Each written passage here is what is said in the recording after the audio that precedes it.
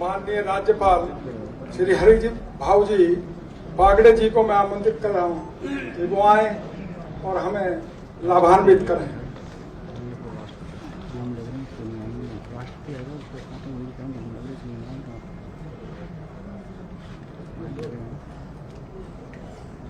मंच पर उपस्थित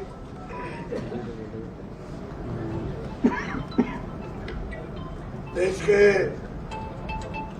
उपराष्ट्रपति जगदीप धनखड़ जी महोदय, हमारे विधानसभा के अध्यक्ष वासुदेव जी देवनानी जी, प्रतिपक्ष नेता टीकाराम जी जूली, हरिमोहन शर्मा जी, सीताराम चौधरी जी और उपस्थित सभी पूर्व विधायक भाई और बहनों,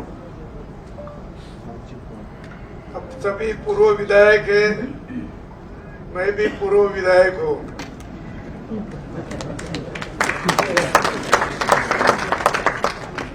और आपने जो निवेदन यहाँ रखा है उपराष्ट्रपति के पास, तो उससे आपकी जो पेंशन मिलती है उसका जिक्र किया है। 35,000 से बढ़कर 45,000 करोड़। शायद आपने राज्य सरकार के तिजोरी का ज्यादा विचार किया होगा, इतनी कम बढ़ोतरी तुमने मांगी है।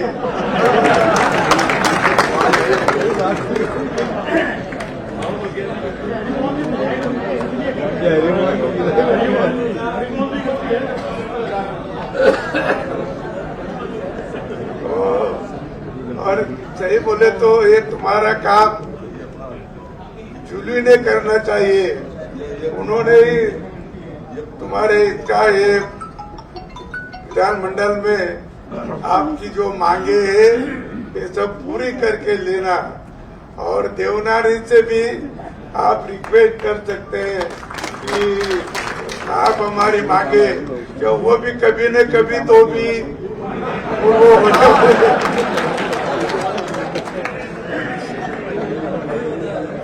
उसको बोलो ये हमारे लिए नहीं, आपके लिए भी फायदा होगा।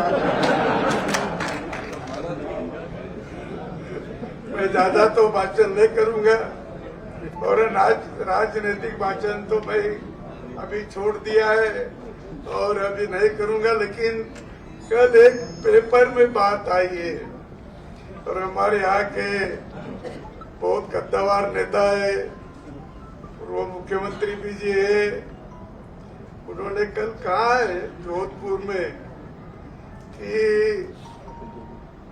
उपराष्ट्रपति, राज्यपाल, ये किसी मुख्यमंत्री किसी दबाव में काम करते हैं।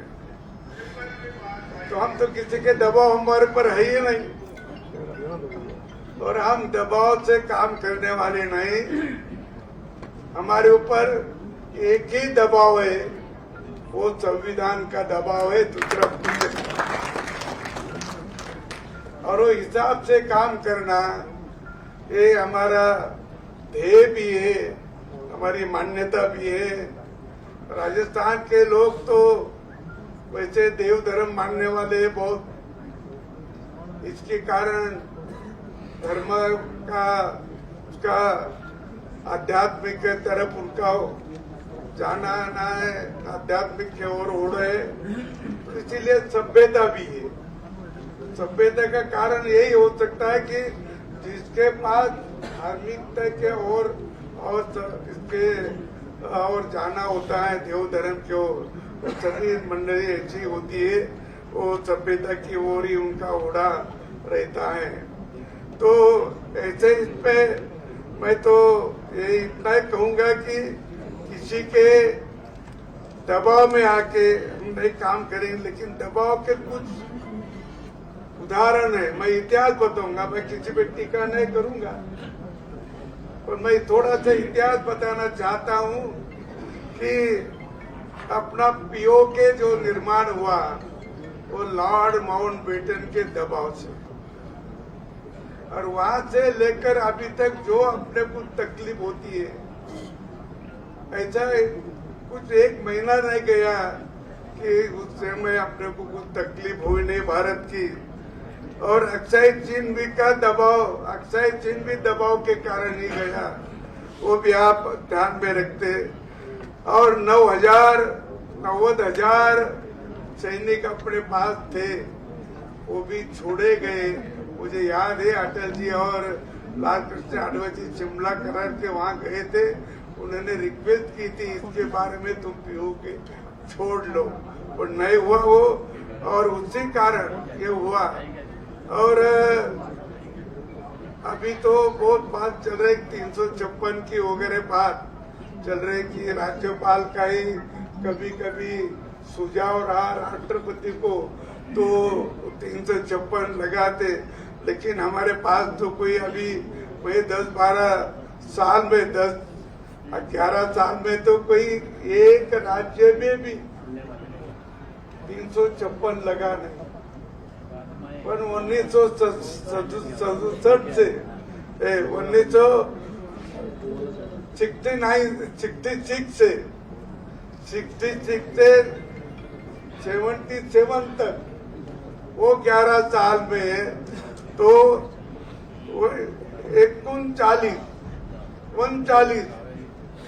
356 के इसके 339 इतने बार हमारे सरकारें समय बर्खास्त हुई।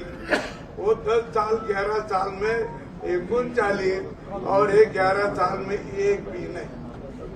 हम राज्यपाल का हिसाब देते नहीं, ऐसा राज्यपाल जो है वो सही सही बताए तो तुम्हारा ये 356 लगेगा नहीं।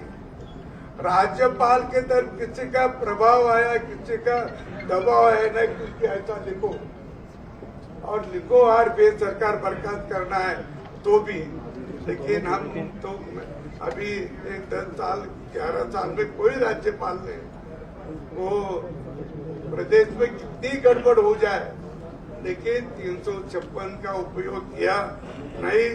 80 से 84 हमारा महाराष्ट्र का भी सरकार जो गया 80 से 84 12 बार 80 से 84 ऐसा 51 समय 356 का उपयोग हुआ। और ये राज्यपाल के संबंध में आता थोड़ा सा उनके रिपोर्ट पे आधारित रहता है। इसीलिए मैं एक कहूंगा कि हमारे पास ऐसा किसी का दबाव नहीं, दबाव केवल संविधान का, और संविधान जो चाहता है वही होगा।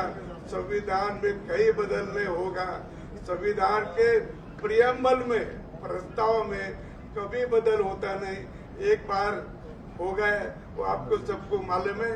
वह ज्यादा